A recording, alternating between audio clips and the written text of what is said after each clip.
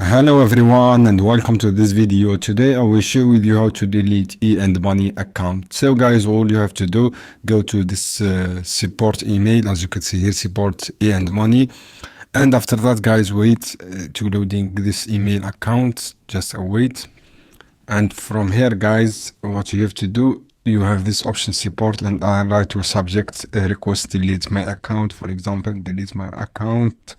And from here, write your subject, guys. I hope this email find you well, and waiting from request to deleting my account, and write to confirm successfully deleting my account, associated your personal details, and from here write your contact information and your name, your email and name, and then send this email to this support, guys, as you can see here, and you will get an email soon to guide you to find how to delete account. Or you can call this number, guys, and write simply dial this number, and you will find this helpful.